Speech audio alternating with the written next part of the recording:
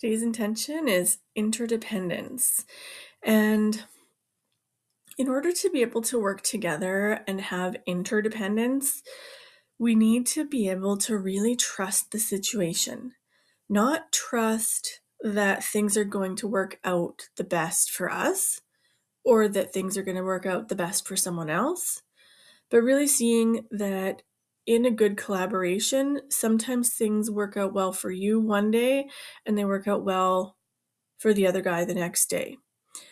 And so being able to allow that to happen it needs some respect. It needs some trust within yourself that it'll eventually come back around to your side.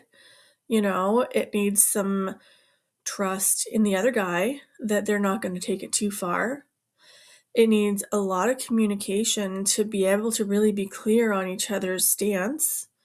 And it allows for that middle zone, that gray zone where you guys can kind of play against each other to create things that work for both of you. So, I was talking with my kid the other day about how they would have one church on one side of town and another church on the other side of town. And so in the middle, there was this gray zone of people that kind of didn't necessarily belong to either church. And because the people would build their houses around whichever church they were interested in.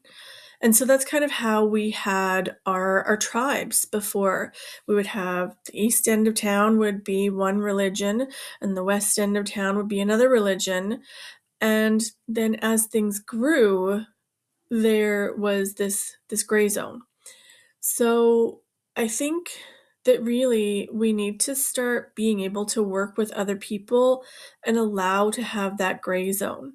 Oh, I believe you on some of these things. I don't believe you on some of those things. And really start stepping out of the black and white thinking and really trusting and having faith that, yep, today might be their win, but tomorrow's going to be mine, right? It doesn't have to be a give an inch, take a mile kind of thing. So being able to find the people that you can work with that don't do that will not take a mile when you give an inch, and really seeing when you're doing that, when you're recognizing that, oh, shoot, I'm sorry, this is like, I went too far with this. It can be really exciting. And I just had this experience myself. It can be really exciting when someone finally gets something that you've been waiting for someone to understand for so long, and they finally get it, and so you start running with it. You're like, oh, cool, they've got it. I'm going to make this happen now. And it's hard to not get excited, but I think that if we do that, that's when we end up stepping on their toes. We end up taking things too far. And just really recognizing that happens and being able to communicate your boundaries and say, hey, you know what? Nope, that's too much. Really, really being able to allow yourself to say those things and allow the other person to say those things as well. If you're not letting them have some wiggle room, if you're not respecting their process while they figure things out, then you're not allowing room for them to figure things out. And some people are just going to take a mile, and you know what? Those are the people that you have to be a full stop to. They're like, nope, sorry, I can't work with you. So yeah, it's really a lot of trust, a lot of communication. That's what a lot of my intentions are about. This is just another piece of that pie. So good luck. I hope you have a chance to write that out and think about these things for yourself.